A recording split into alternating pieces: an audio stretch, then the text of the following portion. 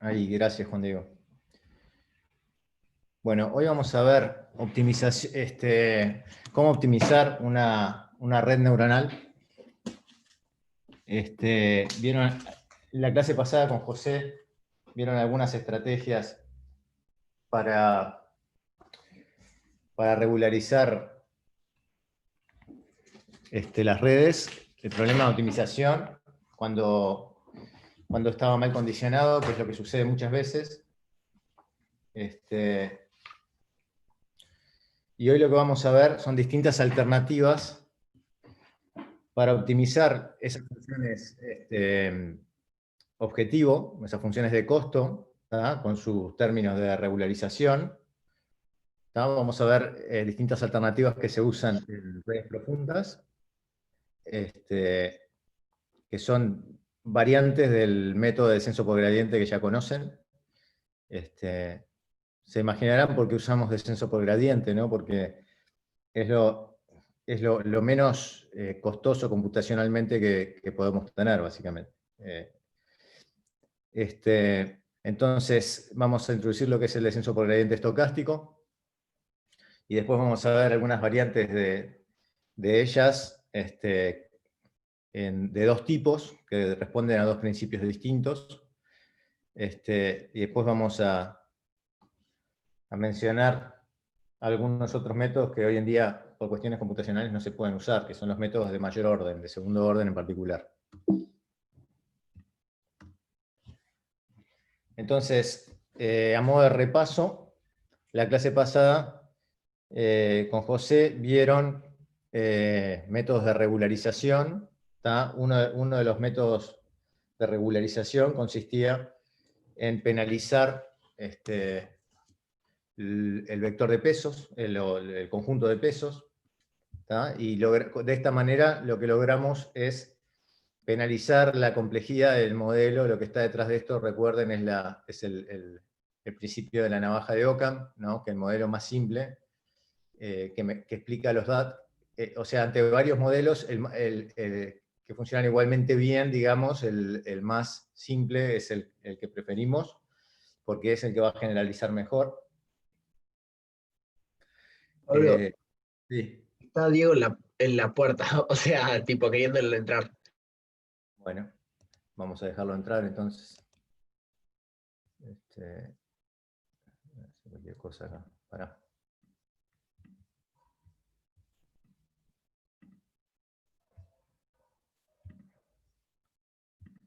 Está.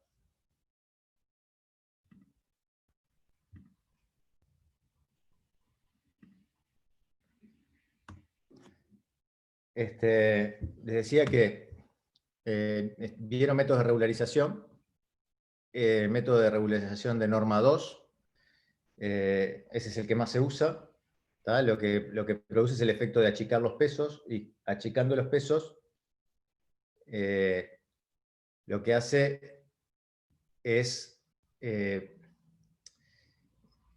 imponer que las variaciones, digamos, en la función objetivo, no sean muy grandes, digamos, ¿no? O sea, esto favorece soluciones que, por ejemplo, en el caso de clasificación, tiene fronteras de clasificación más suaves, ¿tá? Porque esto lo que hace básicamente es bajar los gradientes. Y esto lo hace acercando a cero todos los coeficientes. Desde el punto de vista del condicionamiento de la matriz, o sea, si ven esto, si calculan la derivada segunda de esto, o sea, cuando calculen el gradiente, van a tener un hessiano acá, ¿tá? Y lo que sucede es que lo que se hace es sumar un término que es lambda identidad, y eso genera un efecto de regularización en el sentido de que mejora el número de condición de la matriz, y eso en problemas de condicionamiento, de mal condicionamiento, bueno, nos permite mejorar la solución. ¿Qué quiere decir mal condicionado, no? Lo que quiere decir es que el cociente entre los valores, o sea, que hay un rango muy grande en los valores propios de la derivada segunda, de la hessiana. El número de condición se define como el cociente entre el valor propio o el valor singular mayor y el menor de esa matriz. Y cuanto más grande es, lo que está diciendo es que si ustedes miran las líneas de nivel en dimensión 2, son cuanto más grande el número de condición, más achatado es. La norma 2 busca la solución de norma más pequeña,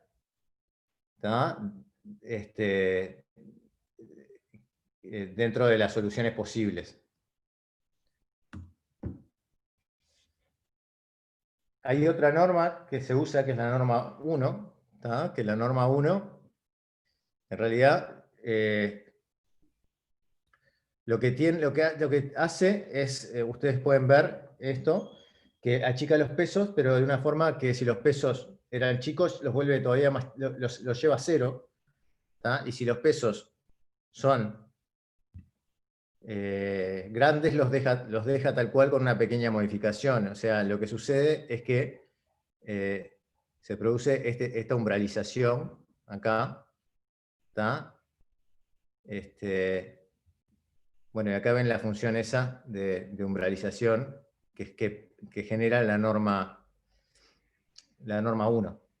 Y esto lo que hace es generar soluciones esparsas, soluciones que tienen pocos coeficientes no nulos. Y eso en una red correspondería, por ejemplo, a cortar las conexiones, ¿no? Por ejemplo, no, correspondería a poner a cero los pesos de las aristas, y es como que tuvieran una red más esparsa, digamos. Vieron otro método que parece burdo, pero en realidad es un método muy bueno, que siempre que se puede hacer se hace, que es el método de Data Augmentation, que consiste en simular datos con las mismas características o propiedades que el conjunto de datos original, pero en una familia, o sea, generando esos datos que sería una familia con pequeñas variaciones del conjunto de datos originales, pero que sean consistentes con el problema. Por ejemplo, agregar rotaciones, agregar simetrías, agregar cambios de contraste. Todo eso es consistente con lo que es nuestra percepción visual de los objetos. Entonces, podemos hacer esas transformaciones a los datos que tenemos y agregarlos a la base de datos. Y cuanto más datos tengo, ustedes saben que mi problema de ajuste mejor es. Otro método de regularización que vieron es el método de parada temprana, o early stopping. Y para eso es importante monitorear lo que son los errores de entrenamiento y de validación, ¿no? La evolución en el tiempo, a medida que pasan las iteraciones. Entonces, ustedes ven en azul el error de entrenamiento, que siempre decae, y ven en verde el error de validación. El error de validación baja, en algún momento empieza a subir. Entonces la idea es parar cuando la tendencia esa de bajar pasa a ser una tendencia de subir en el error de validación, porque no sé si recuerdan qué quiere decir cuando empieza a subir el error de validación. ¿Qué está sucediendo cuando empieza a subir el error de validación? Estás teniendo overfitting. Claro, estás teniendo overfitting. Eso es lo que está sucediendo. Entonces, lo que sucede con esto es que las curvas son bastante ruidosas, ¿no? Las curvas de error. Y uno que tiene que tener cierto cuidado a la hora de elegir dónde parar y no confundirse con que sea, de que el aumento sea efecto del ruido, ¿no? Lo que hay que mirar son las tendencias. El método early stopping. Entonces ahora la otra técnica que vieron es la regularización por dropout, en donde acá al principio es radicalmente distinto. Lo que se hace es que en cada pasada del descenso por gradiente se apagan algunas de las neuronas, ¿tá? Que se seleccionan al azar con probabilidad P. Eso es, en cada pasada del descenso por gradiente se apagan conjuntos distintos, ¿tá? Y la proporción que se van a apagar son una proporción de P neuronas en el conjunto, ¿tá? Que se eligen al azar. Para hacer eso, no encuentro.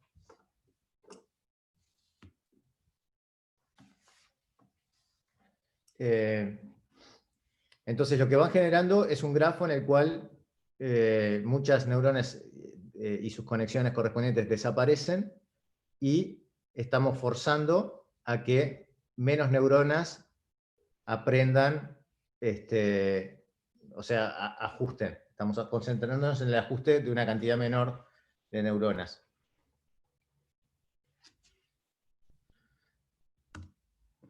Es como que logramos, al reducir la cantidad de neuronas que están activas en cada paso, que se vayan especializando mejor, digamos, y después todo el conjunto quedaría mejor entrenado. Acá tienen el código, ¿tá? Ese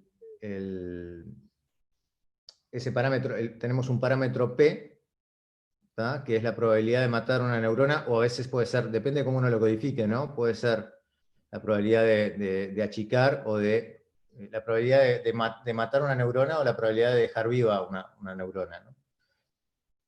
Entonces, acá vemos en los lugares en donde se setea a 0, ¿tá? Acá en esta condición, si es menor a 0,5, o sea, en este caso sería la probabilidad de que la neurona sobreviva, la ponemos a 0, y recuerden que había que dividir entre P, ¿tá? Para compensar el hecho de que en media la salida es P veces más chica, ¿tá? Entonces, porque elegimos un conjunto de P, entonces lo que hay que hacer es dividir entre P para compensar ese efecto. Ahora, cuando uno hace test o predicción, uno ya aprendió todo eso, aprendió los pesos y no hace nada, o sea, la predicción es igual que siempre, no se hace dropout en predicción, el dropout se hace solo en el momento del aprendizaje. Ahora, lo que vemos hoy es cómo aprender los pesos mediante técnicas de optimización, ¿tá? Entonces volvemos al problema original, en donde tenemos nuestro conjunto de datos etiquetados, tenemos una red con una cierta arquitectura que define una función paramétrica f en los parámetros w, y tenemos nuestra función de costo, que incluye un término de regularización para contrarrestar el problema del overfitting. Y la idea sería poder minimizar, el objetivo es poder minimizar esa función de costo. Minimizar eso quiere decir el conjunto de los W, que se va a mejor ajustar a mis datos, ¿tá? Y al mismo tiempo que va a ser más regular, y eso siendo un compromiso entre las dos, como recuerdan, ¿no? Y usualmente acá no está escrito, pero va un lambda acá ponderando. Acá el lambda es como que estuviera incluido, digamos, pero ese lambda que pondera es el trade-off entre ajustarse los datos y regularizar. Si yo pongo un lambda multiplicativo acá, cuanto más grande es lambda, más regular va a ser la solución y peor va a ajustar a los datos. Entonces ese lambda es un parámetro que muchas veces se toma como un hiperparámetro. Entonces L, recuerden que es la función de costo o discrepancia por muestra aquí, y R entonces el regularizador que nosotros elegimos. El método de descenso por gradiente, que ya lo mencionamos, que ya lo habíamos mencionado, es muy sencillo. Es simplemente calcular el gradiente y moverse en la dirección opuesta al gradiente. ¿Cuánto? Bueno, la norma de ese gradiente, y multiplicada por un paso eta positivo que se llama learning rate. Y la forma de codificar esto es muy sencilla, simplemente esto. Acá, ustedes ven mi cursor, ¿no? Cuando muevo. Sí.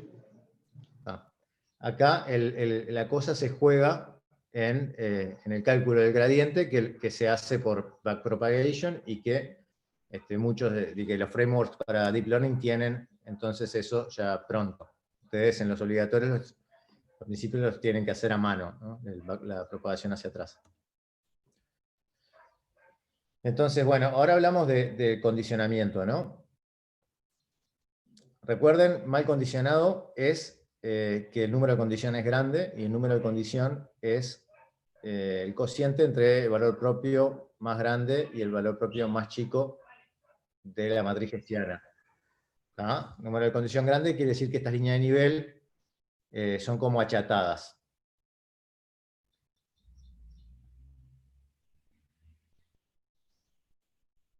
O sea, en definitiva lo que dice acá, ¿no? Que cambia mucho. La función de costo cambia mucho en una dirección y muy poco en otra. ¿Ah? Si yo me muevo en esta dirección, el costo cambia mucho. Si me muevo en esta dirección, cambia muy poco. Entonces, imagínense que hacemos una... Porque hablé, bueno, lo que pasa es de dónde viene esa cuestión. Acá lo que estamos haciendo es, tenemos una función que puede ser bastante compleja y hacemos una aproximación de segundo orden, ¿no? Acá está faltando el gradiente del término de primer orden, pero no importa. Después lo corrijo esto. Entonces hacemos una aproximación de segundo orden y es como que ajustáramos una especie de paraboloide en esa vecindad, ¿tá? Y ese ajuste, ¿tá? Es el que nos permite visualizar la geometría en términos del condicionamiento de la matriz hessiana. Entonces, el gradiente es aproximadamente h por w menos w asterisco. Y entonces, si ven lo que pasa acá con el método de descenso por gradiente, el problema que tiene es que empieza a oscilar.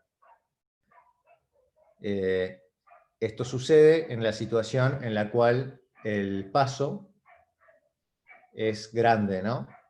En vez de realmente respetar lo que es bajar por el gradiente, no, o sea, pega un salto grande y esto empieza a oscilar, lo cual hace que la convergencia sea más lenta.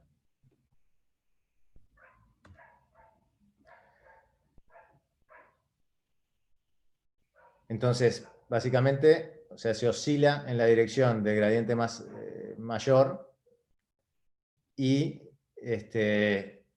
se avanza muy lento en la dirección de menor gradiente.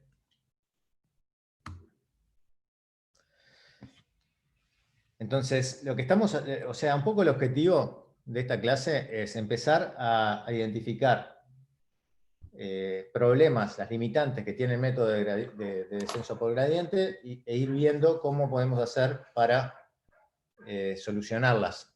Y eso nos va a llevar a ir proponiendo métodos que sean cada vez mejores.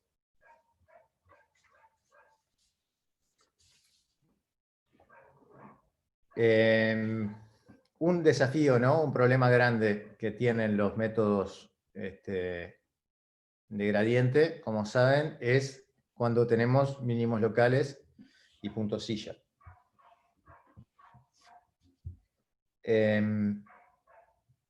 Ustedes saben que los mínimos locales y los puntos silla justamente son puntos críticos, entonces si yo hago un descenso por el gradiente, en esos puntos el gradiente se va a anular y por ende me voy a quedar trancado. El tema más complicado acá, cuando uno trabaja en espacios de dimensión alta, muy alta, es más bien la presencia de puntos silla. Hay muchísimos puntos silla porque recuerden que un punto silla se da cuando hay crecimiento en una dirección y decrecimiento en otra. O sea, básicamente cuando la matriz, cuando la matriz hessiana tiene valores propios de signo distinto. ¿Tá? No sé si recuerdan eso. O sea, básicamente la hessiana es la derivada segunda. ¿Tá? Tengo zonas que son cóncavas en una dirección y convexas en otra. ¿Tá? Eso quiere decir que la derivada segunda es positiva en algunas direcciones y negativas en otras. Y eso es lo más común que ocurra en los puntos. O sea, sería muy raro. Es un hecho raro en realidad que en un espacio de altísima dimensión todas decrezca en todas las direcciones. O sea, que tendría que pasar que esa matriz hessiana gigantesca tenga todos sus valores propios positivos. ¿Tá? Entonces, eso es un hecho, es un evento que es poco probable. Entonces, por eso lo que abunda más son los puntos silla. Ahora, lo que se puede mostrar, ¿tá? Y hay un resultado para eso, es que si se inicializa aleatoriamente, si inicializo los pesos aleatoriamente, no me voy a quedar atrapado en un punto silla, ¿tá? Porque no le voy a pegar exactamente al punto silla, me voy a quedar cerca, en la zona de ese punto silla. Si le pego exactamente al punto silla en la inicialización esa al azar, ¿tá? Pero eso tiene probabilidad nula, o sea, puede suceder con probabilidad 0. Entonces, lo peor que me puede pasar, digamos, es caer cerca de un punto silla, y ahí voy a terminar saliendo del punto silla. Voy a demorar, si estoy muy cerca voy a demorar en salir, pero finalmente voy a terminar saliendo. En un mínimo local me puedo quedar o no, vamos a ver que hay situaciones en las cuales puedo zafar de un mínimo local. En el método de descenso por gradiente pelado, en general, no voy a poder.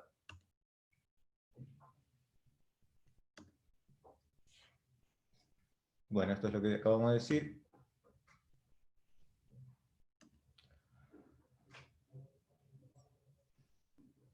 Sí, este elemento es importante. Hay toda una rama de estudio, toda una comunidad que trabaja sobre entender la geometría de las funciones objetivo de las familias de funciones objetivo que generan las redes neuronales. Y bueno, o sea, es un área bastante complicada, ¿no? Porque, o sea, estamos hablando de espacios de altísima dimensión, ¿no? De dimensiones de millones. O sea, entonces, es algo muy complejo. Y muchas cosas que se saben a través de la experiencia, ¿no? Son empíricos, pero hay algunos resultados para dimensiones altas que son interesantes. Pablo, una pregunta. Lo que decías recién va de la mano con que en realidad no se sabe a ciencia cierta, digamos, por qué aprenden también las redes neuronales. Bueno, sí, o sea, claro, cuanto más sepamos de toda esa parte, mejor, más elementos vamos a tener. Lo que pasa es que hay algunas cosas que se saben, por ejemplo, que justamente con el argumento que acabamos de manejar, hay bastantes menos mínimos locales que puntos silla, y también se sabe que si un mínimo local es más o menos bueno, ya me sirve. O sea, no es necesario llegar al mejor mínimo, o sea, realmente al mínimo global de la función. Encontrando un mínimo local, los parámetros que nos dan ese mínimo local, la solución que se obtiene en general es bastante buena. ¿Tá? Y vamos a ver métodos que nos van a permitir llegar a mínimos locales buenos. Buenos me refiero que no bajan a penitas, ¿no? O sea, que no son zonas bastante, digamos, chatas locales, cerca, y que si zafáramos de esa podríamos seguir bajando más. Pero sí, o sea, lo que estamos básicamente acá, o sea, optimizar una red para encontrar un mínimo global en una situación así, te diría que es imposible, y no sé si en algún momento se podrá hacer. No me puedo imaginar cómo a esta altura. Acá lo que estamos viendo es tratar de encontrar formas de encontrar mínimos locales buenos. eso es todo, digamos, y los métodos de descenso por gradiente comunes no nos llevan necesariamente a esos mínimos locales buenos. Entonces, por eso estamos tratando de identificar los distintos problemas que hay y ir agregando cosas, ir haciendo variantes que nos permitan mejorar el método de descenso por gradiente original. Pero sí, o sea, para volver a tu pregunta, ese desconocimiento que tenemos de la geometría de esa función que queremos optimizar en alta dimensión es la explicación por la cual todo el problema de optimización de las redes es un gran problema. Entonces, ¿cuál es el primer problema práctico? O sea, los otros son prácticos también, más allá de los problemas de mínimos locales y globales. ¿Cuál es el gran problema que tiene aplicar descenso por gradiente para entrenar una red neuronal profunda? ¿Recuerdan eso? ¿O qué se les ocurre? Ir a calcular el gradiente, ¿o no? Sí, exacto. Tenemos que calcular el gradiente, tenemos una forma de backpropagation para calcular eso. Pero el tema acá es que tenemos una cantidad de datos que es enorme. Entonces, y estamos en un espacio de dimensión muy alta. Entonces, si bien es un método barato, debido a la cantidad de datos que nosotros tenemos, ya no es tan barato. O sea, y además podríamos tener problemas de memoria, porque, o sea, fíjense lo siguiente, ¿no? ¿Dónde importa en realidad que tengamos muchos datos? El gradiente es el gradiente, o sea, por la linealidad del gradiente, yo cuando calculo este gradiente acá, este gradiente es la suma de los gradientes de los costos de cada uno de los puntos. Entonces, como yo trabajo en general con este n de millones, cientos de millones, esto pasa a ser realmente costoso. En la práctica es imposible, además es imposible guardar eso en memoria, ¿no? Entonces, ahí surge la idea de hacer lo que se llama descenso por gradiente estocástico. Ahora vamos a ver por qué se llama estocástico. La idea de base parte, y es muy cercana en cuanto al método en sí, al descenso por gradiente puro, este que tenemos acá. Entonces, como les dije, si el dataset es muy grande, este n es muy grande, acá tenemos esta suma, y acá tenemos un problema, ¿no? Esto es muy costoso de calcular. ¿Cuál es la solución? Bueno, se la habrán imaginado. Basta con tomar un conjuntito más chico de datos, un mini batch, creo que ya hablamos de esto, hablaron con José de esto, que puede tener distinto tamaño, típicamente, no sé, se puede llegar hasta 128. La regla es como tomar el mini batch más grande que yo pueda, o sea, que me lo permita mi memoria, digamos. Pero típicamente son valores que andan acá, como mucho, 128. Entonces, en cada paso se utiliza un subconjunto distinto de datos. Y eso se logra sorteando al azar. A veces se sortea sin reposición, creo que en general se sortea sin reposición. Bueno, porque la probabilidad con tantos datos de tener coincidencias en los conjuntos es muy baja. Pero uno tendría que pensar esto como que agarra el conjunto de datos, hace una partición de ese conjunto de datos al azar en un conjunto dado de mini batches, ¿no? Y entonces el descenso por gradiente estocástico lo que consiste es, en cada paso del descenso, en cada iteración, voy cambiando, las iteraciones acá son t, en cada iteración voy cambiando mi mini batch. Cuando yo termino de recorrer todos los datos, o sea, cuando pasé por todos los mini batches, ahí se dice que se completó una época. ¿tá? N épocas quiere decir que yo ya pasé N veces por mi conjunto de datos. ¿Tá? Entonces, efectivamente, se hace eso. O sea, en general, no terminamos en una sola pasada de los datos, hacemos varias pasadas de los datos, y hacer N pasadas se dice que son N épocas. ¿Alguna pregunta de esto? ¿Qué les parece? ¿Este método va a ser bueno o no?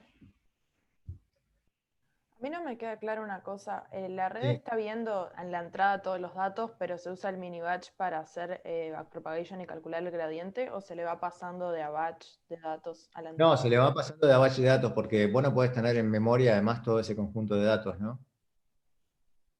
Está claro. O sea, cada pasada de ida y vuelta, digamos, es con un mini batch. Exacto. Cada pasada es con un mini batch. Tomás un mini batch, haces un paso de descenso, tomás otro mini batch, haces otro paso de descenso, y así sucesivamente. ¿Está bien? Bien, Ahora yo les gracias. pregunté, ¿qué les parece? ¿Que este método va a ser bueno o no? Así como lo estamos considerando. Probablemente piensen que sí, porque es lo que se usa, ¿no? Pero no necesariamente se usa siempre lo bueno, se usa lo que se puede. ¿Qué estamos haciendo? Sí. ¿En media no es lo mismo? Bueno, ahí depende. Digamos que si tu mini batch es representativo de tu conjunto completo de los datos, estamos sorteando al azar, esperamos que eso suceda. En media, sí. O sea, si todos los datos fueran idénticamente distribuidos, que te tomes un conjunto u otro, desde el punto de vista de lo que es la media, te daría lo mismo. Acá lo que sucede es que en realidad podemos pensar, no recuerdo si está explicado más adelante, ¿no? Podemos pensar, lástima que no puedo hacer andar el iPad porque me hubiera sido más fácil escribirles. Podemos pensar que este gradiente que tenemos acá, que es una suma sobre una cantidad de datos muy grandes, si pensamos que los datos son idénticamente distribuidos, esto es una buena aproximación empírica del gradiente, del verdadero gradiente. ¿Tá? O sea, yo tendría que usar una esperanza acá. Esto es una aproximación de la esperanza. Básicamente lo que hago es estimar el gradiente usando varios datos, varios puntos. ¿Tá? Y eso, o sea, fijo, si tengo un conjunto grande de puntos acá, n, lo que estoy haciendo es tratando de encontrar el gradiente en algún punto W, del espacio de W, del espacio de parámetros. ¿Tá? Cuanto más grande es mi número, básicamente estoy haciendo una aproximación de una esperanza por por un promedio. Ahora, si yo paso si reduzco el tamaño del conjunto de puntos sobre los cuales yo promedio los gradientes, ahí empiezo a tener, como ustedes saben, el tema de la varianza. Entonces, si bien en media es lo mismo, suponiendo que los datos son I y D, la varianza va a ser grande, ¿no? Cuanto más chico es este NMB, más grande va a ser la varianza. O sea, básicamente tomo un mini batch, el gradiente no va a estar, o sea, voy a tener, al tomar una mini batch, un mini batch es lo que estoy haciendo es una instancia, digamos, tomando una instancia de ese proceso de distribución de los datos. ¿Tá? Y eso va a tener, para esa instancia, ¿tá? Para esa realización de mini batch, voy a apuntar en una cierta dirección. Cuando tomo otro mini batch, por el efecto de la varianza, porque estoy usando pocas muestras y no logro una reducción de varianza fuerte, ese mini batch puede apuntar para otro lado completamente distinto. Entonces lo que sucede es este fenómeno que le llamamos gradiente ruidoso. ¿Se entiende? Sí.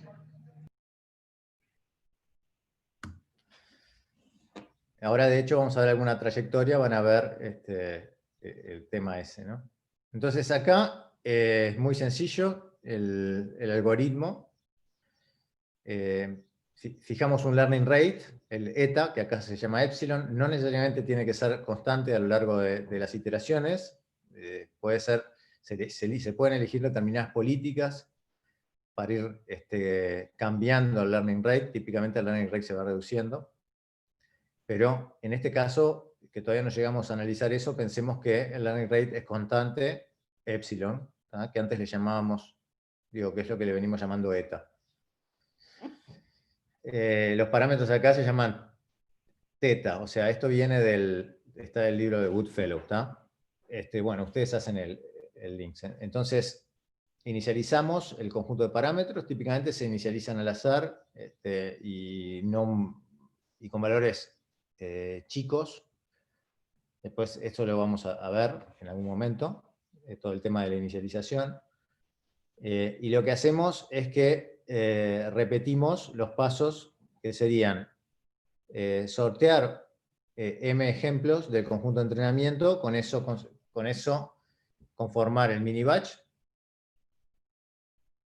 Se calcula el gradiente para ese mini batch de m ejemplos, de m muestras, y se aplica el update de los pesos, restando el learning rate multiplicado por el gradiente que calcule. Es el método de gradiente común, ¿tá? Pero hecho sobre un mini batch que va cambiando en cada iteración, en cada descenso que yo hago en el algoritmo. Esto se le llama descenso por gradiente estocástico. Esta es la versión más básica que podemos pensar del método de descenso por gradiente estocástico. Lo que vamos a hacer ahora es ver distintas variantes, porque, o sea, estamos haciendo modificaciones del método original para tratar de resolverlo, y a lo largo de esas modificaciones que vamos a ir haciendo van a aparecer también problemas, y en este caso, bueno, pasando del descenso por gradiente clásico al estocástico, lo que logramos es hacer algo realizable. Pablo, perdón. Sí. Comentario chiquito nomás, que creo que está bueno. El descenso por gradiente estocástico, cuando el problema, por ejemplo, es convexo, se puede demostrar que converge al mínimo global. Digo, eso está bueno porque da cierta garantía, aunque no llegue nunca en estos casos, de que anda bien, digamos. Está bueno decirlo, sí. Sí, eso es así, exactamente. Estoy pensando en situaciones... Sí, o sea, si estás en un problema convexo, vas a converger igual, porque siempre vas a estar reduciendo, independientemente de los datos que vos uses para representar, o sea, independientemente de la aproximación de gradiente que vos hagas, siempre vas a estar reduciendo. Entonces eso es lo que dice Nacho. Si estás en un caso en el cual estás minimizando una función convexa, en el descenso por gradiente estocástico también vas a llegar. Sí, y se usa para eso. Sí. De hecho, o sea, no es nuevo esto de descenso por gradiente estocástico. Hoy en día se le llama descenso por gradiente estocástico, pero fue propuesto con el nombre de método LMS.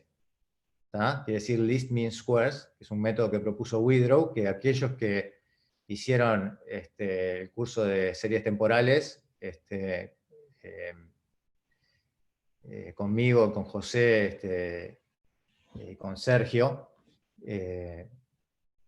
lo vieron ese método. ¿Ah? Es un método que básicamente lo que hace es, en el LMS clásico, en vez de calcular el gradiente, porque es costoso, el gradiente, o sea, se hace una estimación de gradiente sobre una única muestra. O sea, nuestro mini batch incluso podría ser de una muestra.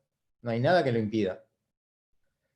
¿Ah? Y lo que se puede ver efectivamente, y es bastante obvio, es que eso, en cuanto a esperanza, en cuanto a media, es lo mismo que hacerlo sobre todos los puntos. El tema acá, el problema es la varianza y el ruido que se va introduciendo.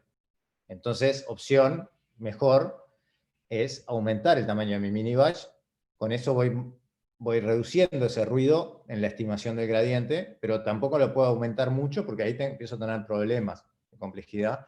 Y hay una característica del descenso por gradiente estocástico que es buena, y es un poco paradójico, pero lo van a entender, que es que ese error de aproximación de gradiente que hacemos, que pensamos que nos puede perjudicar, y de hecho nos perjudica un poco, porque lo que hace es hacer trayectorias ruidosas, que hacen así, parten un poco para todos lados, en vez de ir directo. Al mismo tiempo nos va a ayudar, porque si nos estamos metiendo hacia un mínimo local, este gradiente, un mínimo local malo, este descenso por gradiente estocástico, nos va a sacar de ahí, porque no va a seguir exactamente la dirección del gradiente, y nos va a perturbar, o sea, la dirección está perturbada, la estima por el error de estimación, y nos va a sacar de ese lugar. Entonces, esa cosa azarosa, que ahora van a ver algún dibujo, que tiene el descenso por gradiente estocástico, nos permite hacer como una mejor exploración al mismo tiempo de la región, permitiéndonos zafar de quedarnos estancados en puntos silla o mínimos locales malos. Ahora, querríamos de todas formas tener algún descenso más regular que el descenso que podemos tener con el método de gradiente estocástico así básico. Entonces acá tienen el método por descenso de gradiente estocástico, eso está hecho el gradiente estimado sobre un mini batch. Y este es lo que se llama un método con momento, o método con inercia. Esta B acá, lo que hace, fíjense, en la iteración, es que va acumulando los gradientes por los cuales yo vengo recorriendo. Entonces, voy integrando los gradientes a lo largo del tiempo. ¿Tá? Este es este efecto que ven acá. Y el gradiente actual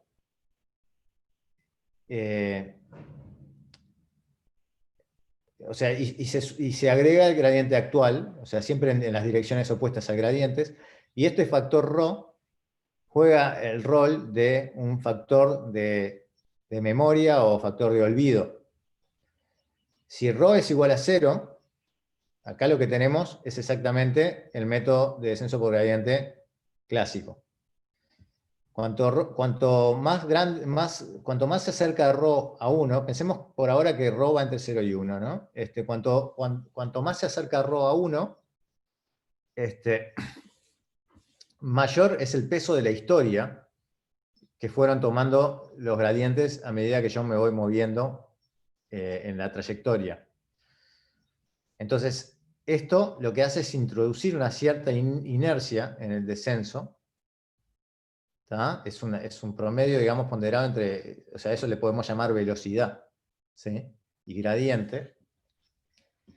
Y esto lo pueden visualizar ustedes como si agarraran y tiraran una bolita en una superficie que eventualmente puede tener algunos mínimos, de repente no muy pronunciados, y otros más pronunciados, punto silla. Entonces imagínense que tiran esa bolita, ¿no?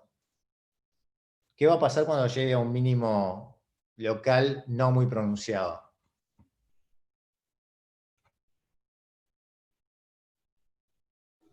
Es como si tuviera la velocidad y siguiera de largo. Claro, lo va a saltar, va a seguir de largo. Porque viene con una cierta inercia. Bueno, eso es lo que está logrando esto. Entonces, básicamente la cuestión acá es que yo vengo integrando los gradientes, y con eso logro una estimación del gradiente que es más robusta, como que voy, al ir integrando, ustedes saben que cuando uno integra lo que hace es que reduce el ruido. Bueno, eso es lo que está sucediendo acá, estoy reduciendo el ruido de estimación de mi gradiente. ¿No puedes agregarle más momentos incluso? Tipo, capaz con una aceleración o algo de eso. Bueno, ahora vamos a ver eso. De hecho, sí, vamos a ver qué se hace eso. ¿Alguna pregunta de este método? Esto ya permite mejorar muchísimo la performance. Después vamos a ver algunas animaciones que van a mostrar eso.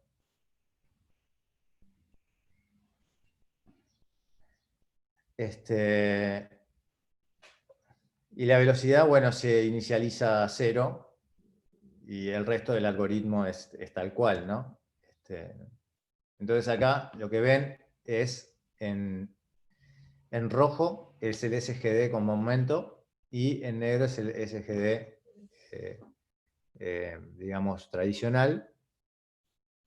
Y lo que logra esto entonces, por el efecto de la inercia, es reducir esas oscilaciones, lógicamente, ¿no?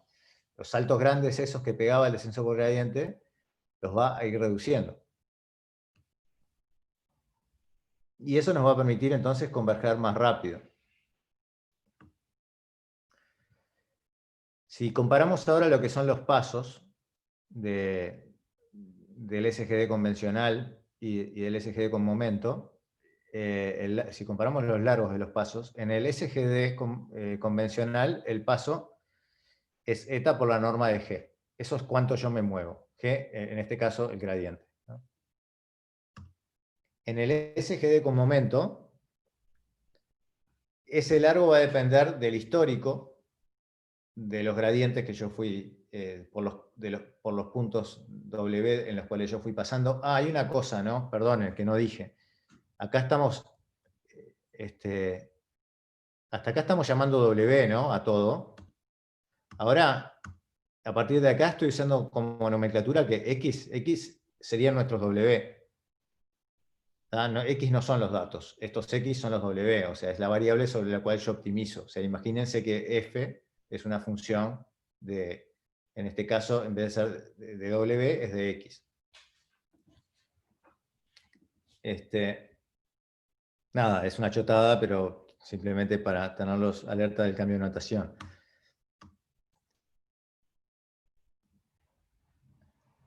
En el SGD con momento, obviamente, el largo va a depender del histórico, porque acá tengo, este es el paso que yo hago. ¿Cuánto me muevo? Bt más 1.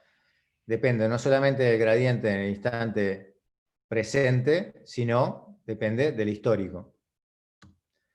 Y ustedes pueden hacer la cuenta y convencerse de que es muy sencillo. O sea, hacen la cuenta acá y van a ver que el gradiente que yo, o sea, cuánto me muevo yo, va en la dirección del, o sea,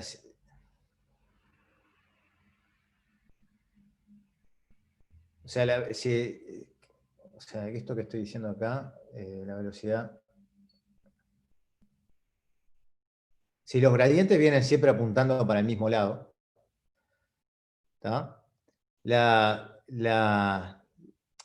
velocidad que tengo acá, ¿tá? Que sería el paso que hago acá, ustedes pueden ver que vale esto.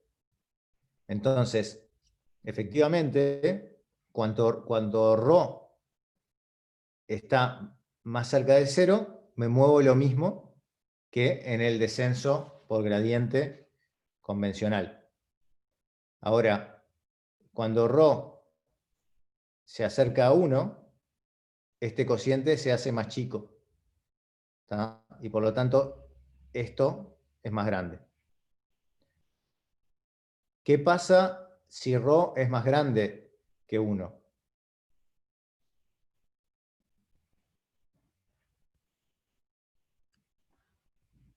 ¿A alguien se le ocurre qué pasa si ρ, hay algún problema si ρ es más grande que 1?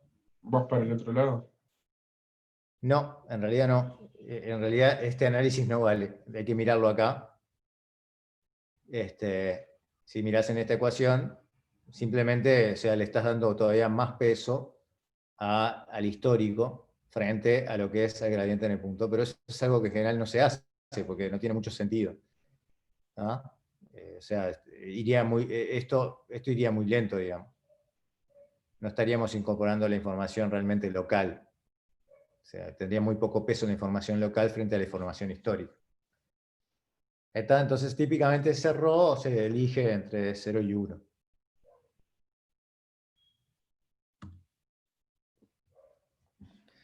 El algoritmo de SGD con momento es muy sencillo. O sea, lo pueden ver. Siempre acá está la idea de samplear un mini batch de M muestras. Y acá tienen que calcular el G. Con el G, pues, ustedes van acumulando B con una constante alfa. El alfa acá es el ρ que teníamos. Y el epsilon es el eta. Van calculando los B, ¿tá? Que los van acumulando, agregando el gradiente ponderado por el epsilon, y después se hace el update de los W.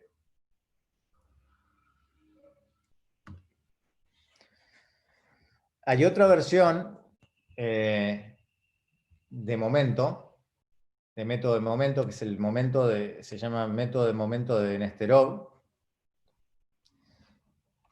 que sería de la manera siguiente.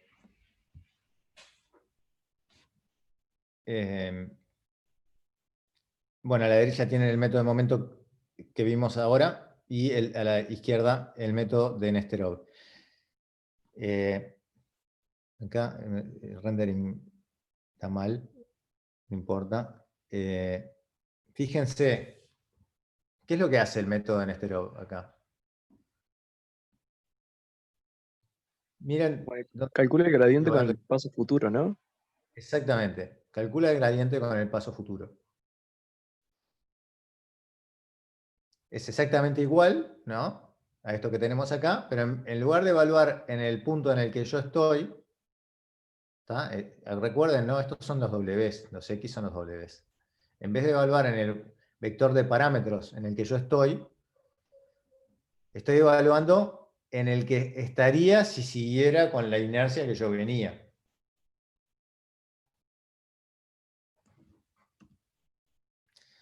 En el caso convexo se puede probar que esta estrategia acelera la convergencia. Y si miramos esto desde el punto de vista gráfico, hubiera estado bueno que les mostrara este diagrama cuando les introduje el método de momento, pero lo vamos a ver ahora, comparando los dos métodos de momento. En el método de momento que vimos recién, estamos parados en un punto.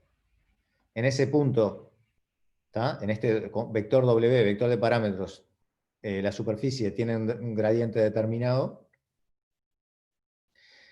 y nosotros venimos trayendo un acumulado de término de inercia, que es el término de momento, y básicamente esto, bueno, con las ponderaciones que correspondan, ¿no? O sea, sería la velocidad multiplicado por ρ, esta es la parte, y esta es la parte del eta por el gradiente. Entonces, lo que estamos haciendo es sumarlos. Acá sumamos, y de sumar estas dos surge una dirección. Entonces esto, si piensan como algo que venía así, que realmente venía con una inercia así, y se empieza, y cambia radicalmente la dirección, bueno, esto lo que hace es ir más suave. En el método de Nesterov, lo que se hace es, estamos en nuestro punto, nos movemos en la dirección esa, en la dirección de la inercia, y le sumamos el gradiente que tendría en ese nuevo punto en donde yo avancé con la inercia que venía. Entonces ven la diferencia entre los dos. O sea, este es como un gradiente calculado hacia el futuro, en función de la dirección en la cual yo venía, en función de la inercia con la cual yo venía. O sea, son dos formas distintas, tienen un poco es la misma idea atrás, que es usar inercia.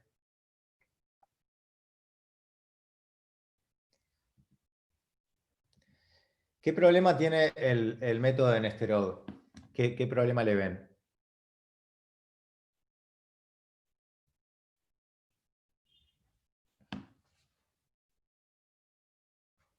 A ver, alguien que diga algo que le rechine un poco ahí de este método.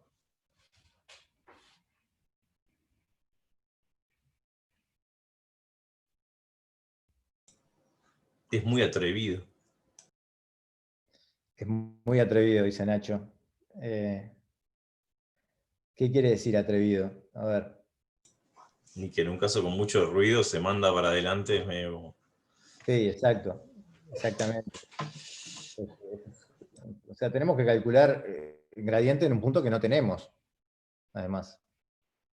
O sea, y eso nos genera algún problemita desde el punto de vista computacional, digamos, ¿no?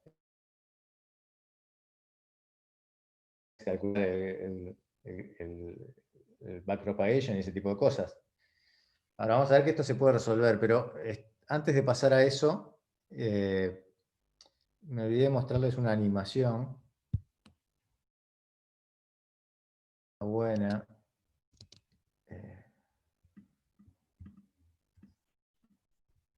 Les voy a poner el link después de esto, ahora cuando suba las transparencias. Esto va mostrando qué pasa con,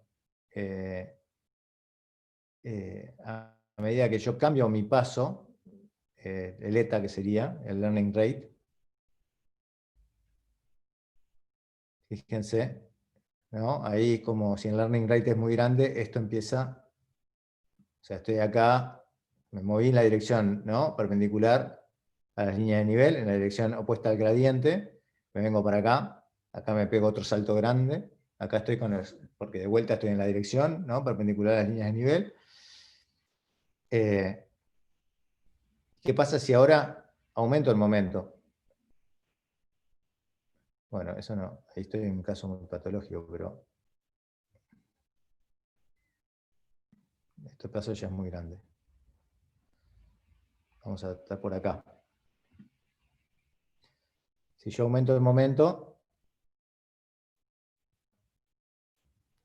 ven que voy teniendo menos sobretiros, ¿no? Esos sobretiros, quiero decir oscilaciones, ¿no? Esas oscilaciones las voy matando, las voy reduciendo y me voy moviendo más rápido en las direcciones que tienen el gradiente más chico.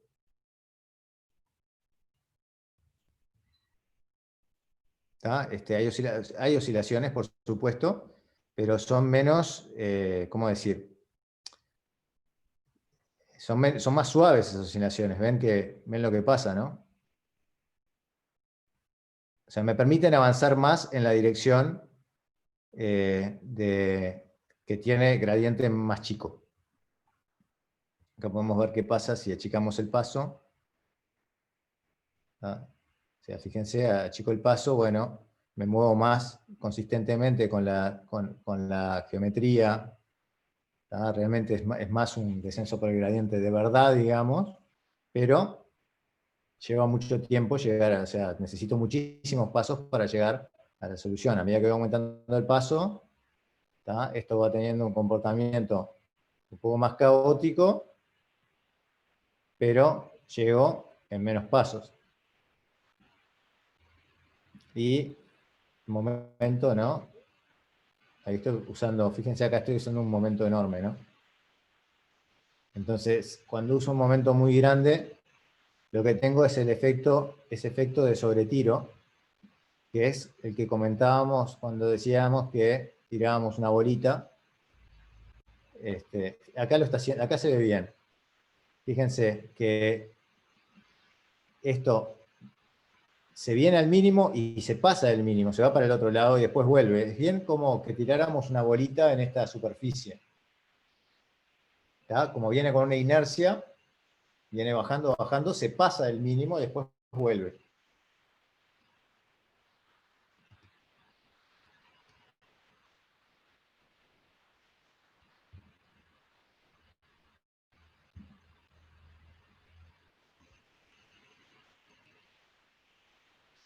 Bueno.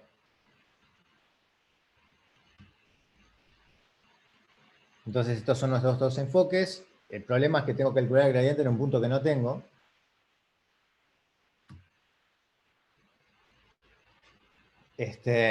Pero vamos a ver que esto se puede resolver con un truquito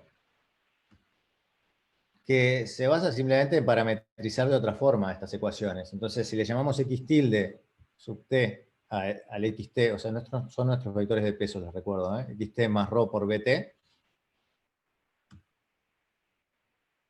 ¿Tá? Cambiamos esto acá por esto.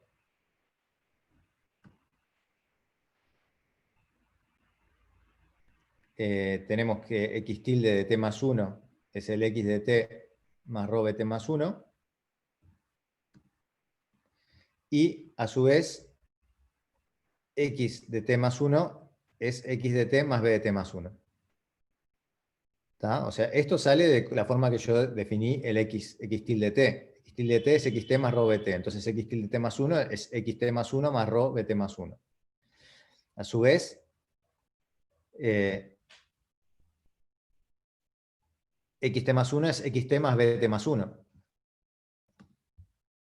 Y esto, xt más bt más 1, es x tilde t. Bueno, no importa, acá no me quiero marear con estas cosas, ustedes lo escriben, pero la idea es que se puede escribir esto como una recursión sobre los tildes.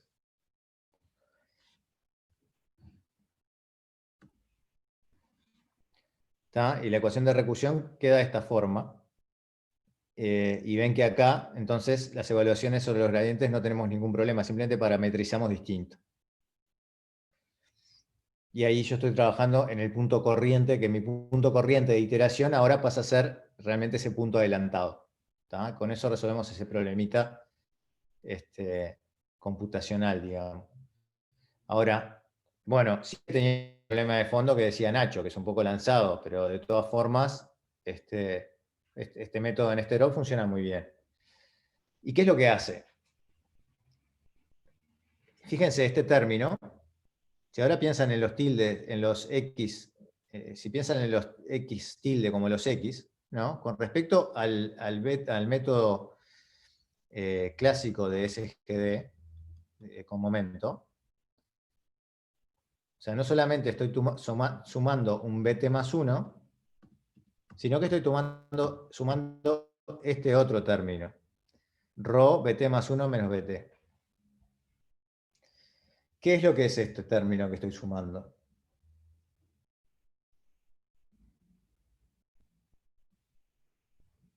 ¿Qué representa este término acá? A ver qué les parece. Una aceleración. Exactamente. O sea, fíjense, estoy restando dos velocidades, ¿no? Entonces, lo que estoy haciendo es sumar un término de aceleración. Entonces, si lo piensan como que ustedes están, como cuando ustedes trabajan como cuando vieron en mecánica, ¿no? Que parte de acción, la integran tiene una posición. Entonces, acá estamos agregando un término de aceleración que lo que va a lograr es, bueno, van a ver lo que va a hacer, pero básicamente estoy agregando más inercia,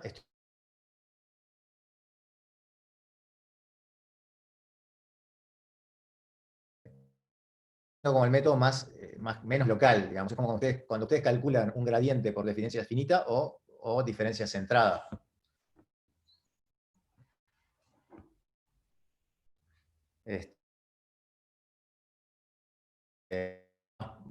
Más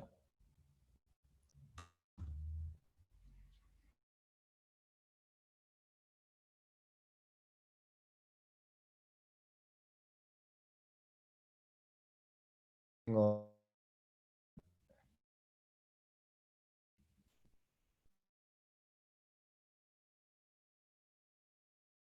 no.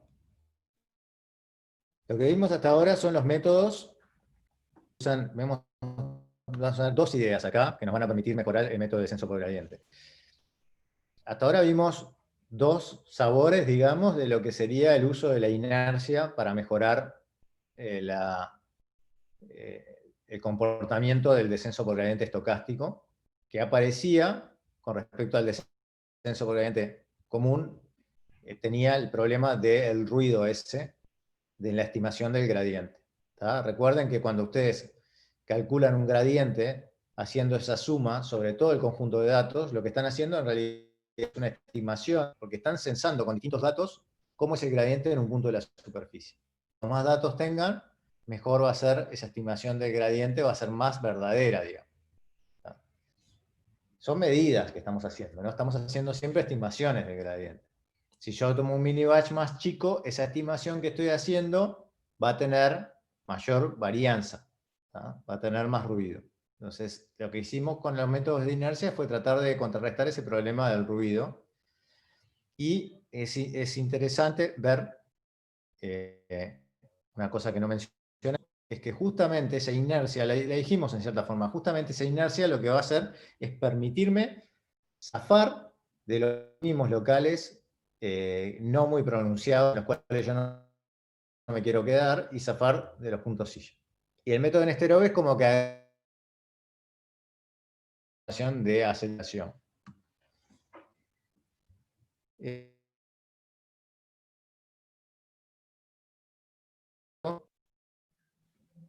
Pablo, se te está trancando, no sé si al resto le pasa. Yo te estoy escuchando trancado. Sí, sí, yo- acá, yo- acá yo lo pensé escucho que era trancado. Entonces, Mm. ¿mucho se trancó? Sí, bastante, bastante, sí. Hubo silencios.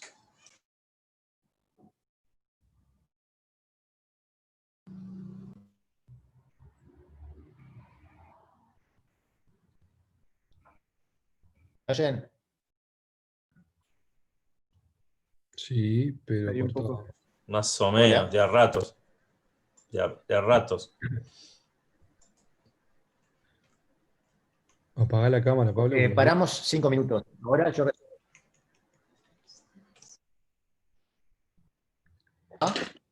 Entonces, son y 7, 2 minutos. Arrancamos. Perdón, 10 y 2. Perdón, que sí, ¿cómo resuelvo esto? Voy a pausar la grabación, hágame acordar que la... Entonces vimos la familia de métodos, digo la familia, vimos 2 métodos que usan inercia para resolver un poco el problema del ruido del gradiente. Esa inercia puede ser buena porque nos saca de los mínimos locales malos y de los puntos silla. También, también genera ese efecto de sobretiro, que es como cuando estoy tirando la bolita que viene con una inercia, pasa por el mínimo y sigue. Eso es lo que justamente lo saca de esos pozos poco pronunciados. Si los pozos muy pronunciados, después la bolita va a volver. Ahora, la estrategia que vamos a ver es distinta. Ahora, lo que va a pasar es que en vez de usar inercia, vamos a usar un paso que se va a adaptar, un learning rate que va a ser adaptivo y se va a adaptar a la forma que tenga nuestra superficie de costo. Ahora vamos a ver cómo. Pero es una filosofía totalmente distinta.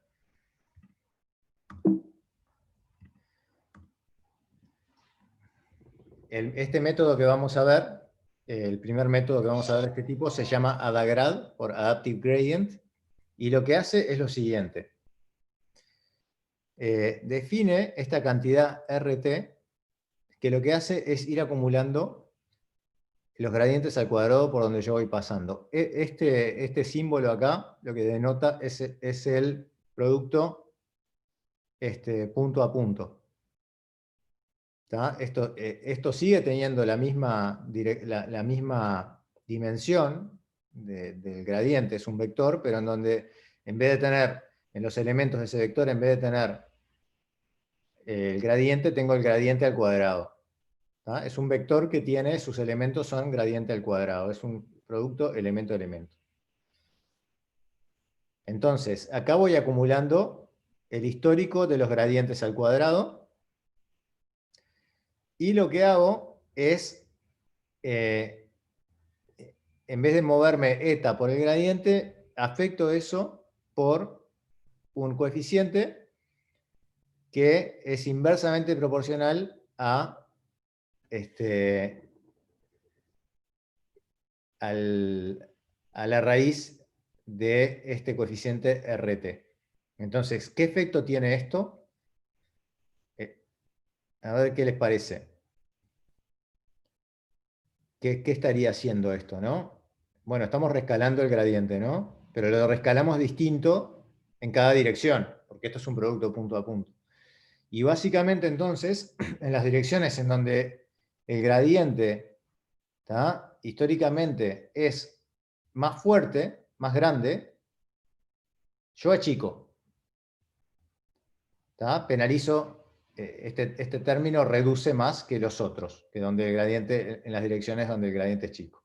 Entonces, ¿esto qué les parece que hace, no? Nos resuelve ese problema que teníamos de ese movimiento demasiado brutal en la dirección del gradiente grande y ese avance lento en la dirección del gradiente chico. Que eso es muy perjudicial, como sabemos, en las situaciones donde el problema está mal condicionado, o sea, cuando la aproximación de segundo orden tiene un hessiano que tiene un número de condición muy mal.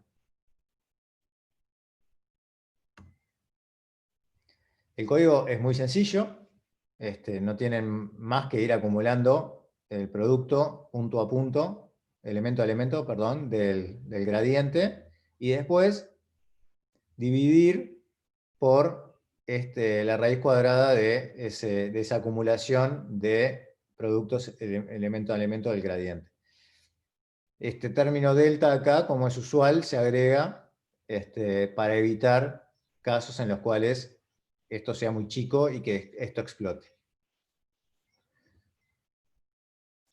¿Tá? Por ejemplo, si yo estoy en una dirección con el gradiente 0, digamos, esto acá tendría 0, y esto explotaría. ¿Tá?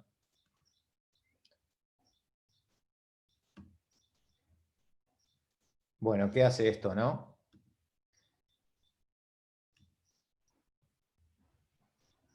Bueno, ya vimos, a medida que o sea, esto reduce, hace un movimiento más lento en esta dirección y favorece el movimiento en esta dirección.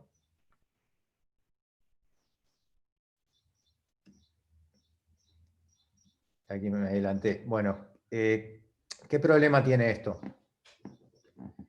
Este enfoque está bueno porque, como vimos, resuelve un problema, ¿no? Pero introduce otro. ¿Qué problema introduce esto?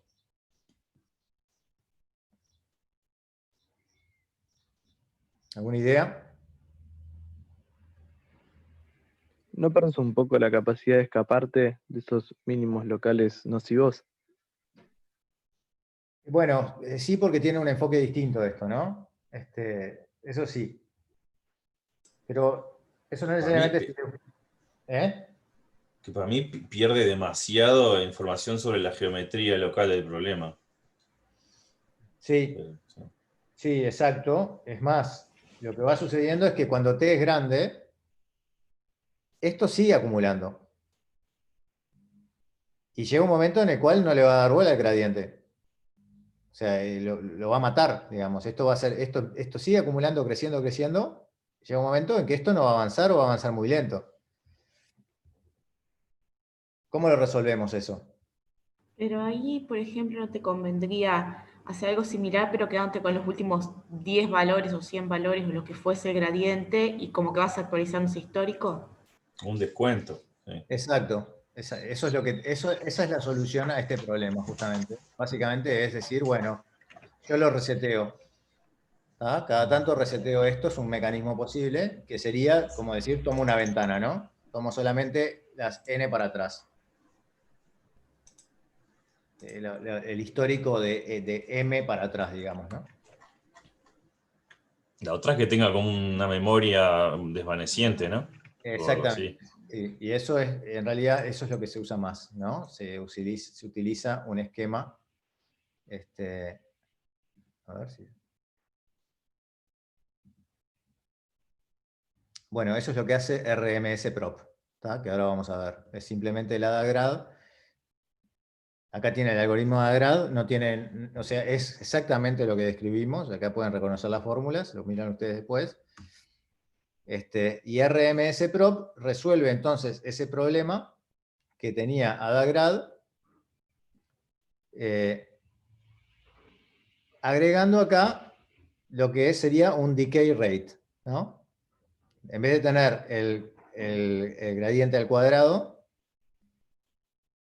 ¿tá? Lo que le llama grad square acá tiene una parte que tiene un término de decay y una parte que tiene el término actual, multiplicado por 1 menos el decay. O sea, es una combinación convexa del gradiente histórico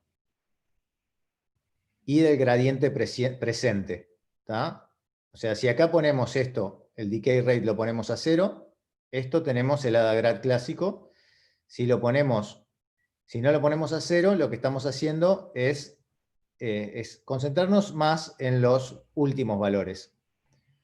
Porque este número, que va a ser más chico que 1, a medida que va transcurriendo el tiempo, esto genera un comportamiento exponencial que va matando de forma exponencial, o sea, va generando un factor de olvido que es exponencial.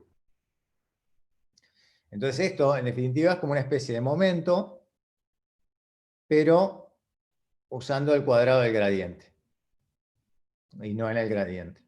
Es una forma de verlo, ¿no? Este algoritmo es súper utilizado. De los que vimos hasta ahora, bueno, depende, ¿no? Pero este algoritmo se usa mucho, el RMS-prop. Y acá tienen, ¿no? De vuelta, el algoritmo es muy sencillo. Ustedes van a tener que programar estas cosas en los obligatorios, así que es bueno que entiendan esto bien.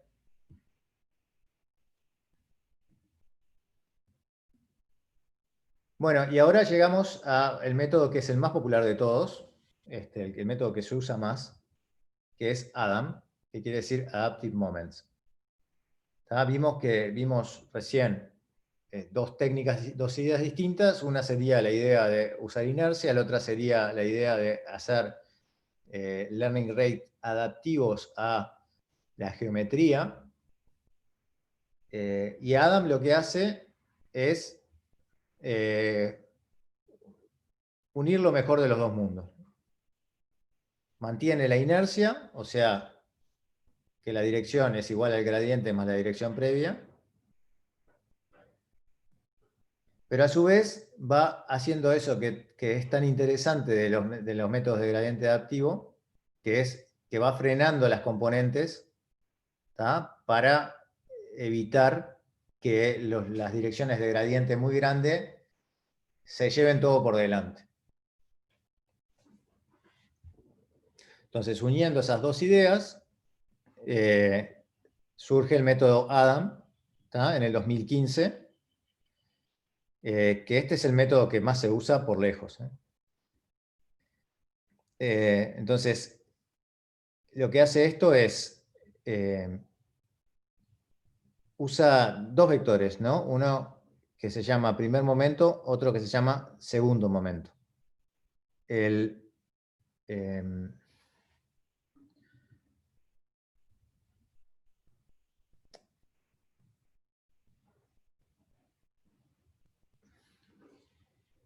A ver, ¿qué quería decirles? Yo no sé si tenía una demo para mostrarles acá. No. Está más adelante.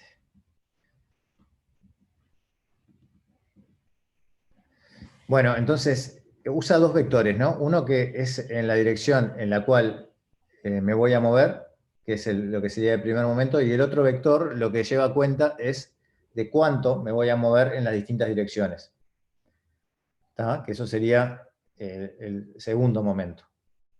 Entonces, usando estos dos vectores, fíjense que lo que hace es, me muevo en la dirección digamos, de lo que le llama el primer momento, y cuánto me muevo algo inversamente proporcional al segundo momento, que es el que tiene los gradientes al cuadrado. ¿Ven? Este término acumula gradientes. Este término segundo momento acumula gradientes al cuadrado. Entonces, esto es una forma de combinar los dos métodos, las dos familias de métodos que vimos hasta ahora. Este método es sumamente popular y al punto de que los parámetros beta 1 y beta 2 casi que se usan los valores por defecto, que son estos que están acá. 0,9 para beta 1, 0,99 9 para beta 2. Esto es, obviamente, totalmente empírico, ¿no? O sea, sí se sabe y hay una interpretación de por qué Adam como formulación es interesante. Ahora el tema de los coeficientes es experimental. Y ustedes podrían elegir otro conjunto otro par de coeficientes. En la práctica, lo que se hace es usar estos valores y considerar como hiperparámetro no estos dos parámetros, sino más bien lo que sería el paso de gradiente. ¿Tá? Eso es como la variable que nos guardamos nosotros para ajustar, que sería el learning rate acá. Esto. ¿Hay alguna pregunta? ¿No? ¿Tá? Este es el método más popular, los otros también están todos implementados en los frameworks, ustedes pueden elegir cuando elijan el optimizador, pero Adam es es una buena elección para arrancar. Bueno, ¿qué problema tiene Adam? ¿No? ¿Qué pasa en t igual a 0?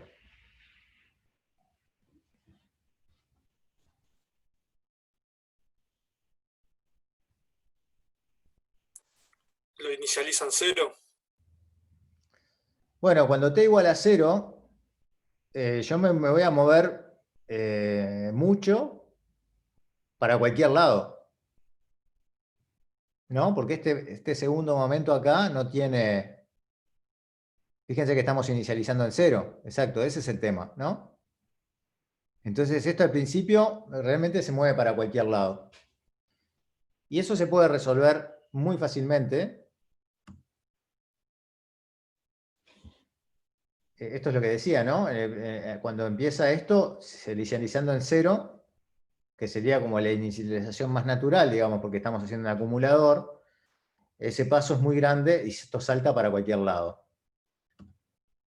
Entonces se aplica lo que se llama una corrección de bias, en donde lo que se hace es introducir este factor acá, en vez de tener o sea, se hace una corrección acá por este beta elevada a la t.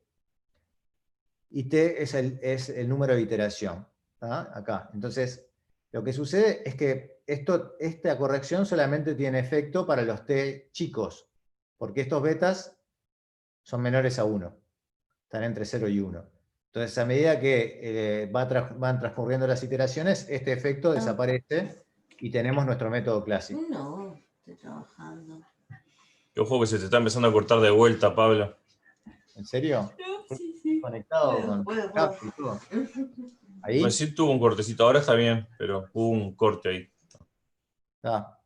No, lo que decía es que es simplemente que se agrega un factor de corrección, en donde si se fijan, lo que es el primer momento y el segundo momento se dividen entre 1 menos el beta a la elevado a la t. Y t es el tiempo de iteración acá. Entonces, como beta está entre 0 y 1, como los betas están entre 0 y 1, a medida que yo avanzo en las iteraciones, cada vez tienen menos peso y en unas poquitas iteraciones ya ni pesan. Estos términos desaparecen. Pero esto sí tiene el efecto deseado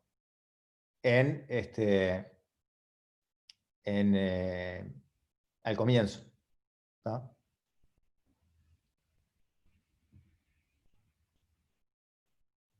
Entonces, bueno, agrega las ideas previas, ¿no? El Adam con corrección de bias, digo, ¿qué es el Adam, no?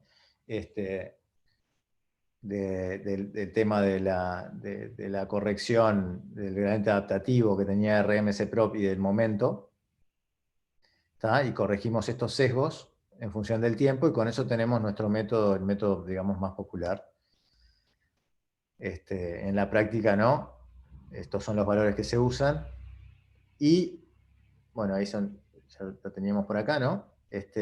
Y se testean estos valores en general en el rango de 10 a la menos 3, 10 a la menos 4 para ETA. Esto es todo experimental. Y de hecho, yo no me acuerdo si en los entregables ustedes tienen que jugar con el learning rate, o sea, es como en definitiva un hiperparámetro.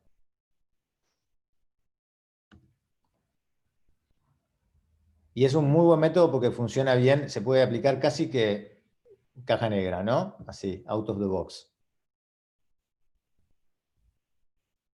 Es que es el método que se usa más. ¿Se usa en general, se usa esto o se usa RMS Pro?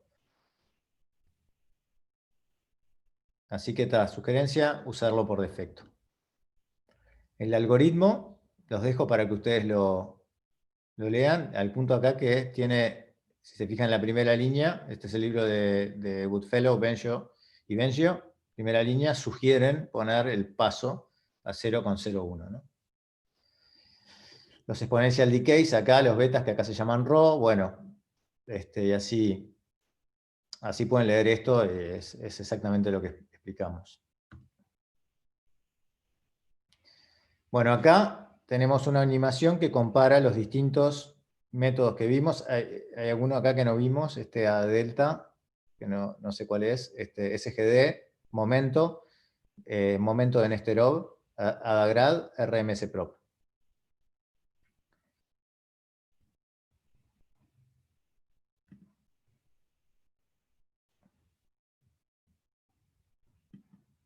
Opa.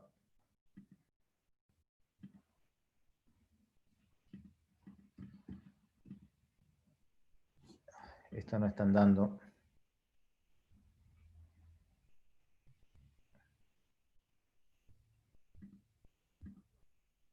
Bueno, tengo un problema acá, qué lástima. A ver si podemos encontrarlo. Perdónenme. Acá tuve un problema de compilación.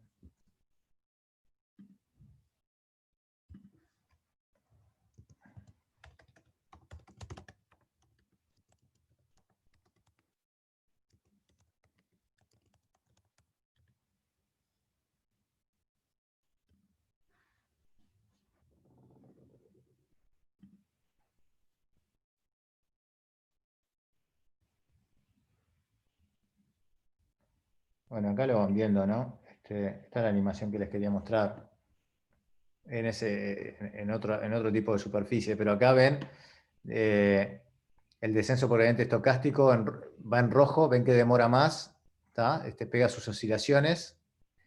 En negro tenemos los métodos de descenso RMS Prop, ¿tá? Que es de gradiente adaptativo, oscila también, o sea, tiene ruido, tiene ese ruido.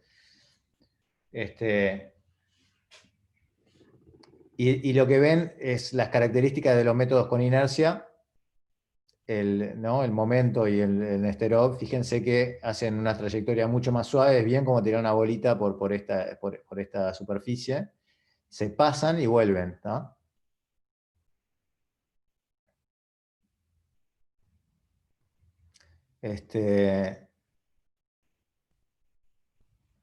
Y acá está la que les quería mostrar. Fíjense las excursiones que pegan, ¿no? Que pegan los métodos de momento, ¿no?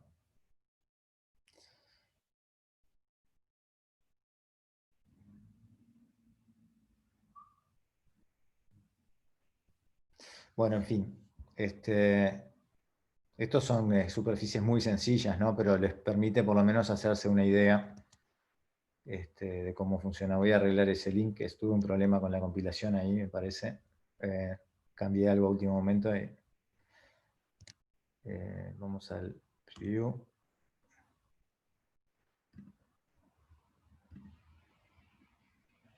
Bueno.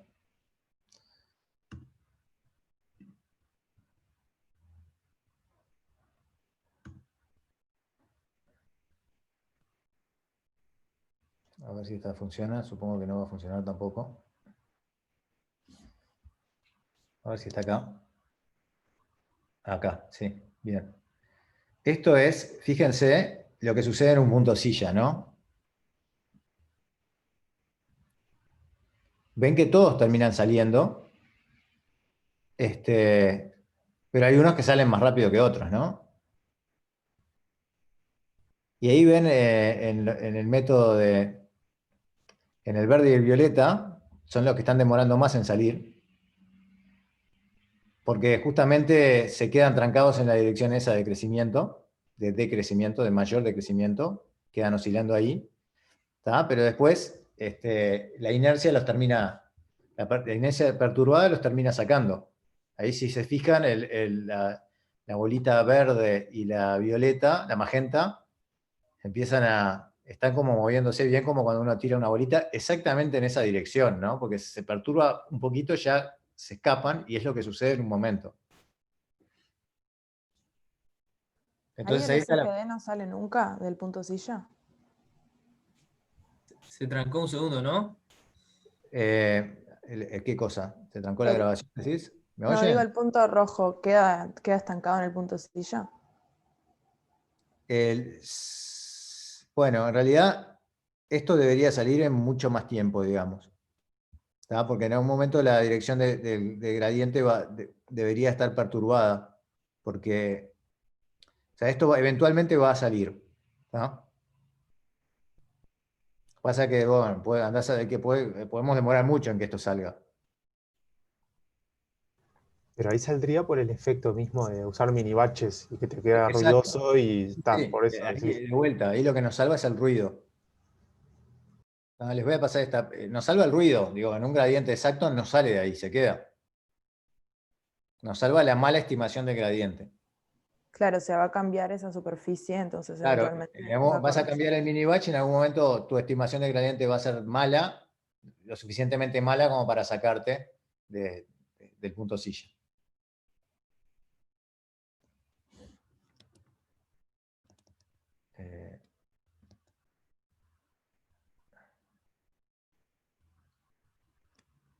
Perdón, esta es otra clase. Esta es otra clase si les interesa. Autómata, cibernética y robótica para Bellas Artes. Hoy de tarde a las 2. Bueno, ¿por qué me quedé acá?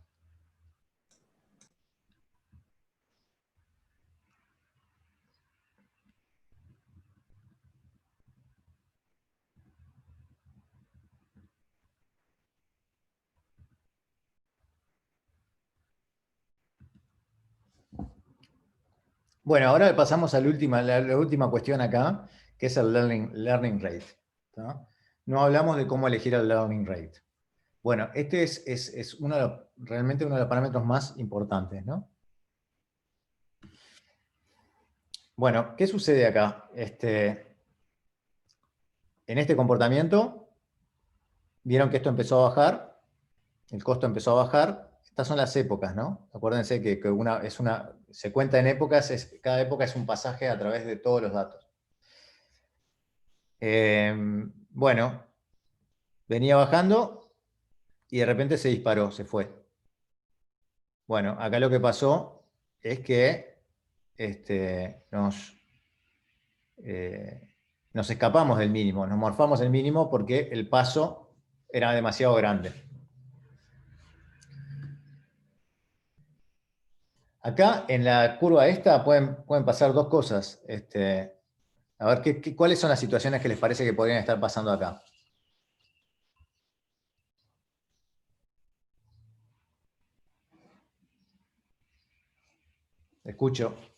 Los escucho. En el primero, o sea, en el de arriba te estás alejando cada vez más del mínimo. Sí, por en el de learning rate arriba nos grande. fuimos porque el paso era muy grande. En el de abajo, Estás como estancado, oscilando. sí, o llegué al mínimo.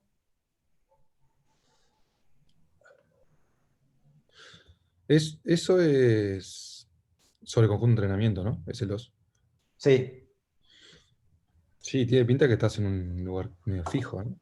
Bueno, no sabemos cuál de las dos. No sabes, O sea, sí. No hay forma de determinarlo así no hay mirando forma de eso. saber, porque, o sea, nosotros no sabemos cuánto es el mínimo.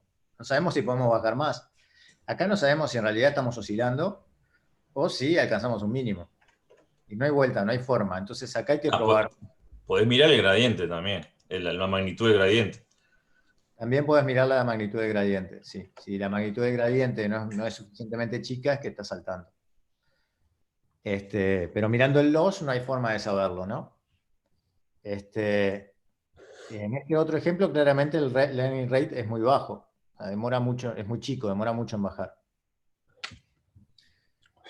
Entonces, no hay una receta acá para trabajar, para fijar el learning rate. Los valores usuales son los que les dije, depende del método, depende de la superficie, depende de la arquitectura de la red, o sea, la superficie depende de la arquitectura de la red. Entonces, que es un buen learning rate es un learning rate que nos lleva al mínimo, pero el mínimo no lo conozco, o sea que no hay forma, en la práctica que hay que probar, y esto es algo muy experimental. Se va probando, se va monitoreando, se va cambiando el learning rate, y se va viendo que se decide.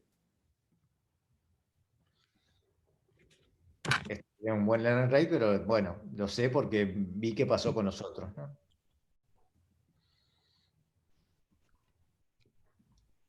Ahora, esto no es la única estrategia posible, ¿no? Yo ya les mencioné que se podía elegir un schedule, ¿tá? O una política de variación del gradiente, del learning rate, ¿no?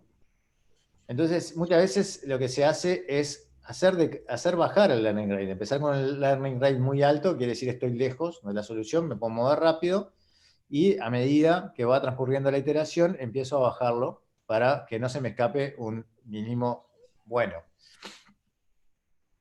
Entonces hay varias formas de reducir, políticas para reducir el learning rate, que están implementadas en los frameworks que usan ustedes.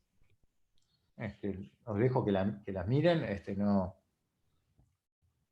inspeccionen esto ustedes después. Son distintas políticas que están ya implementadas en este caso en PyTorch.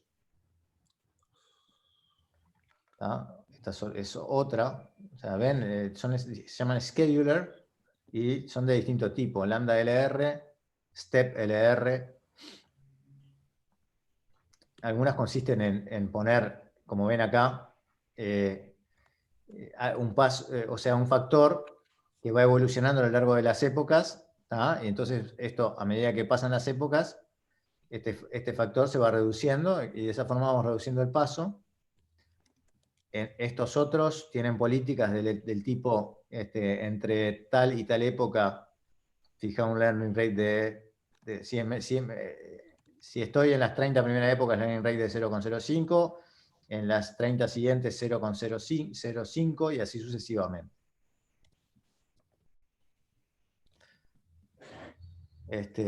Bueno, distintos tipos, ¿no? Hay varios, mírenlos ustedes después. Bueno, y acá hay una cosa que vamos a ver después, que es con una red residual, que son esas redes que tienen lo que se llaman skip connections, que en realidad permiten transferir mejor la información de una capa a otra, porque lo que hacen es que, ya lo mencionamos cuando vimos alguna arquitectura de red, que agregan conexiones directas de la entrada a la salida. Y eso vimos que tenía mejores propiedades en cuanto a lo que es la transferencia del gradiente.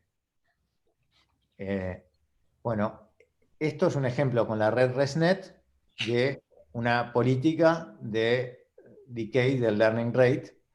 Y acá ven exactamente en estos saltos que se pega, son los momentos en donde cambió el learning rate. ¿Ven? Digo, si no hubiéramos cambiado el learning rate, esto capaz que seguía con esa tendencia así. Acá bajamos el learning rate y logramos reducir un escalón, acá volvemos a bajarlo de vuelta, y todo esto es experimental, ¿eh? No hay una justificación para qué hacer esto, porque no hay una teoría general de esto. En este caso, con esta arquitectura de red, esta política funcionó. ¿Y por qué no lo hicieron más? Seguramente lo hayan hecho más y no hayan visto que no bajaba más. Bueno, y para terminar voy a decir un par de cosas sobre los métodos de segundo orden, que no se usan por una cuestión computacional, pero que capaz que en un futuro, si da la pila, se usarán. Acá, en vez de quedarse con el primer orden, lo que se hace es un desarrollo de segundo orden. Pueden aplicar un método de Newton. Esto ya lo han visto en métodos numéricos, lo estarán repasando a los que están haciendo el curso de optimización. Pero básicamente, fíjense que acá aparece la matriz hessiana, y el hecho de multiplicar por la matriz hessiana acá a la -1, que surge de igualar el gradiente a cero en este desarrollo de Taylor, naturalmente surge, pero lo que estamos haciendo acá es multiplicar el gradiente por h a la menos 1, y ese h a la menos 1, en definitiva, si ustedes piensan en h como si fuese una matriz diagonal, para simplificar, imagínense que tiene valores propios muy distintos, entonces tiene un número de condición muy malo y líneas de niveles apretadas. Cuando ustedes multiplican por h a la menos 1, están compensando eso, y es como que llevaran las superficies de nivel alargadas a superficies circulares. Y cuando las superficies de nivel, las líneas de nivel son circulares, ustedes empiecen el descenso de gradiente desde donde empiecen, siempre caen igual y van directo al mínimo. Esto es lo que hace el método de Newton. No requiere el learning rate porque el learning rate ya simplemente está compensado por este h a la menos 1. Y esto converge más rápidamente, pero claro, ¿por qué no se usa? Porque requiere invertir h. Para empezar, este h tiene tantos elementos como la dimensión al cuadrado, o sea, es un disparate, ¿tá? Y de invertirlo es del orden de la dimensión al cubo, ¿no? O sea que esto es impracticable, pero nunca se sabe. Hay otros métodos de segundo orden que supongo que habrán visto, si no, no voy a entrar en los detalles. BFGS es un método que se usa muchísimo, supongo que lo ven en optimización, no sé si lo habrán visto en cálculo numérico. Hay otros métodos de BFGS, porque BFGS come mucha memoria, hay modificaciones de BFGS que usan menos memoria, usan de orden n de memoria, y esto, el problema que tiene es que esto está todo bien, pero si trabajamos en un mini batch, no funciona bien. Tenemos que trabajar en todo el batch. Entonces, bueno, esto es simplemente para que sepan que existen estos métodos, capaz que en algún momento se puede usar algo más sofisticado que un descenso por el gradiente pelado, ¿no? Hay una cosa interesante que se menciona poco, y es que una de las simplificaciones más comunes del método de segundo orden es la diagonalización de la hessiana, ¿no? Y si uno mira el algoritmo, el Adam, que en el paper no se menciona, en realidad es una aproximación empírica a la inversa de la diagonal de la hessiana, lo que se hace. Eso lo decís en... El Adam es como una especie de BFGS diagonalizado. Sí, pero eso es con respecto a... ¿Qué es lo que aporta eso? ¿La parte de la inercia o la parte del gradiente adaptivo? ¿Del qué? Esa consideración aplica al lado del gradiente adaptivo o al lado de la inercia. Yo me imagino que eso tiene que ver con la Aplica inercia. a la normalización que tiene Adam. Adam tiene un término que, o sea, el término de segundo orden divide. Sí. En realidad, ese término de segundo orden lo puedes ver como la diagonal, una aproximación empírica tipo BFGS de la diagonal de la hessiana. Sí. Y lo que Adam termina haciendo, si bien no lo vi mencionado en ningún lado, es esencialmente eso, es escalar por la inversa de la diagonal de la hessiana, calculado como si fuera BFGS. Claro. También, otra cosa que creo que la mencioné al pasar, está buena esa nota, Nacho, es la incorporación de órdenes mayores de forma más heurística, ¿no? Usando la inercia, porque en realidad estamos usando más puntos y es como que estamos haciendo una especie de método de segundo orden sin hacerlo, ¿no? Yo tengo un proyecto para desarrollar un método de descenso de gradiente asociado con esto. Si a alguien le interesa, después lo puedo comentar. Bueno, estaría bueno después. Esto es simplemente para mostrarles un trabajo que tiene un par de años en donde se analizan los landscapes de la pérdida, o sea, las funciones, las superficies de la función de costo. Y esto, vean qué impresionante es la diferencia entre una superficie para una red profunda que no usa skip connections y una que usa skip connections, ¿no? Estas son las redes residuales que vamos a ver más adelante. Pero bueno, este es un trabajo interesante en donde se estudian justamente las superficies de error, que es toda esa rama bastante teórica, interesante, bueno, que todavía no se conoce mucho. ¿Preguntas? Terminamos acá, ¿eh? Bueno, muy bien. Entonces, el martes siguen con José. No me acuerdo cuál era el tema que venía. Perdón, Pablo, yo tengo una pregunta. Sí. ¿Cuál es la diferencia entre esas dos superficies? No entendí. Bueno, si se acuerdan, en la segunda clase, o en la clase de redes profundas, vimos distintas arquitecturas, y en determinada arquitectura yo les mostré que habían conexiones que iban, que pasaban por arriba de la neurona, o sea, conectaban una arista con la otra, ¿tá? Como que se pasaban de una capa a otra. En vez de pasar, o sea, tenés la clásica entrada de una capa, salida de una capa, y tenés una conexión directa también de la entrada de la capa a la salida de la capa. ¿Tá? Eso se llama skip connection. Y las redes que hacen eso se llaman redes residuales. No voy a explicarte en detalle ahora porque lo vamos a ver más adelante. Pero en definitiva, eso tiene muy buenas propiedades para el gradiente. Sí, claro. Para propagar el gradiente. Y la primera, la que tiene mucho más eh, crestas, no sé. Sí. ¿Es una común fully connected o...? Bueno, también eso cambia mucho si fully connected o no me acuerdo. Acá hay que mirar. Pero esa es más como las que estamos trabajando ahora. Exacto, sí. Sí.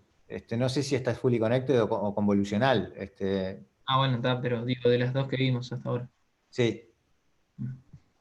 Sí, pero bueno, la gracia de las redes con Skip Connections es que nos permiten trabajar mejor con los gradientes, nos zafan del problema del Vanishing Gradient y varias cosas más, que las vamos a ver más en detalle más adelante. ¿Alguna otra pregunta? Una preguntita. La red AlexNet y esas que vimos que como que dieron el salto en la competencia, Sí. ¿tenían eso de Skip Connections o esto es algo que se hizo después? O sea, es que no me acuerdo. Si mirás las slides de... A ver. Sí, curiosidad nomás, preguntaba. Sí, ya te contesto, pero...